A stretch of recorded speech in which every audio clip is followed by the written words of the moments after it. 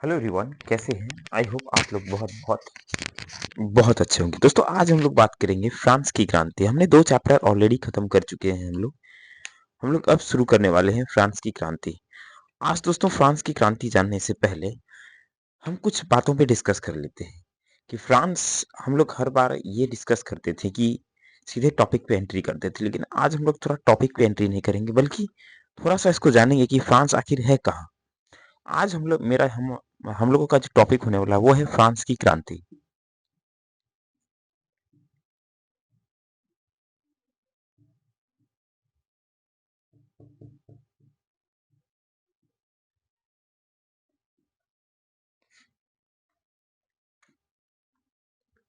देखिए दोस्तों, फ्रांस आखिर में है कहाँ? पहले ये देखते हैं। हमारा अध्याय जो है वो चैप्टर नंबर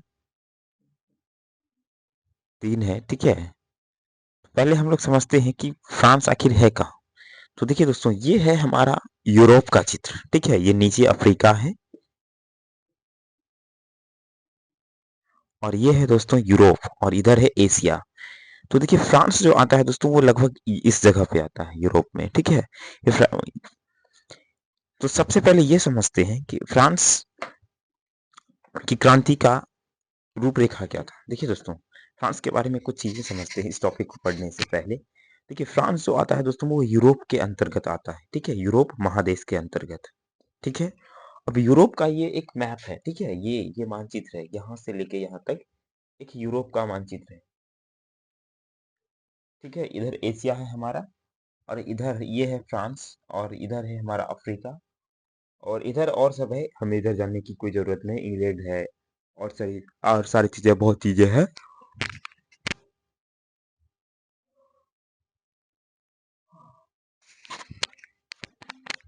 तो ये सब चीजें इधर है।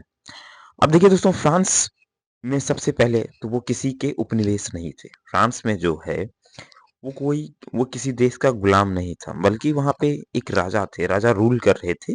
बेसिकली ये राजतंत्रात्मक यहाँ पे शासन की व्यवस्था थी, ठीक है? किसी एक व्यक्तियों के हाथों में शक्ति थी।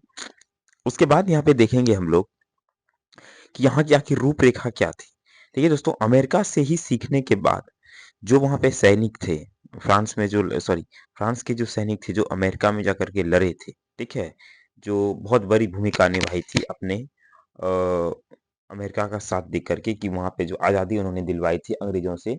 उसी प्रकार दोस्तों जब वहाँ से सैनिक लौटे अपने देश, तो उन्होंने भी राजा के खिलाफ एक बहुत बड़ा विद्रोह करना प्रारंभ किया, क्योंकि वहाँ पे भी दोस्तों एक नींव रख दी गई राजा के खिलाफ, क्योंकि राजा बहुत ही निरंकुश था।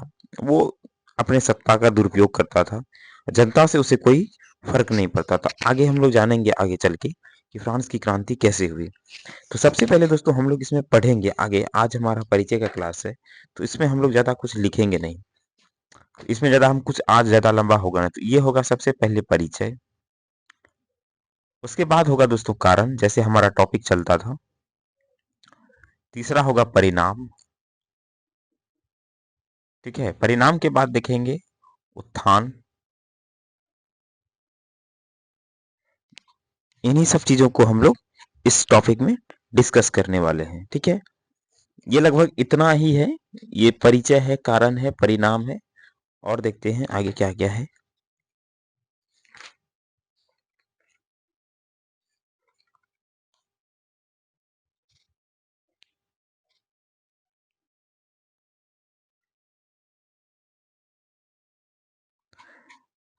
तो दोस्तों हम लोग इसी चीज को, इतना ही चीज है इसमें पढ़ने वाले हैं।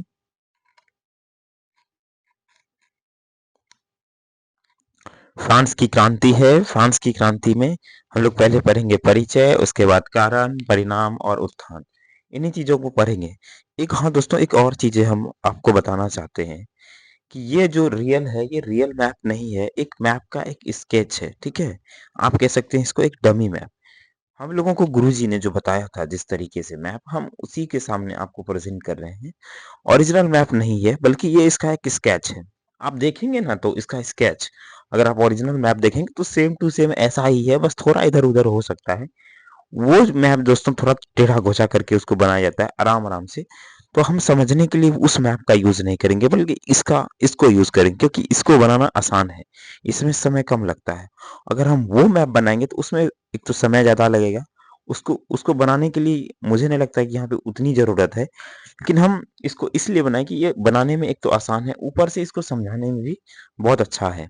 इसमें हम बनाए कैसे हैं, आपको बाद में भी बता देंगे। पहले हमने अफ्रीका का चित्र बनाया, एक हमने सही का निशान लगाया, उसके बाद हमने एक जूता बनाया, जूता के बाद मैंने एक हील बनाया, हील बनाने के बाद 2 यहाँ से एक जे का निशान लिया, यहाँ से फिर एक टापू बनाए, फिर यहाँ से एक, फिर यहाँ पे हमने एक ओम जैसा दिया, उसके बाद यहाँ पे मैंने एक क्या बोलते हैं उसको मगरमच्छ का एक अथी लगा के हमने ऐसे घुमाया है। तो ये सिर्फ समझाने के लिए है, क्योंकि मुझे गुरुजी ने समझाया तो मैं आप लोगों को समझा देता हूँ, जो मैंने बनाया था। बाकी हम लोग अब धीरे-धीरे जो है कि मैप का यहाँ से शुरू करेंगे यूज़ करने के लिए, ठीक है?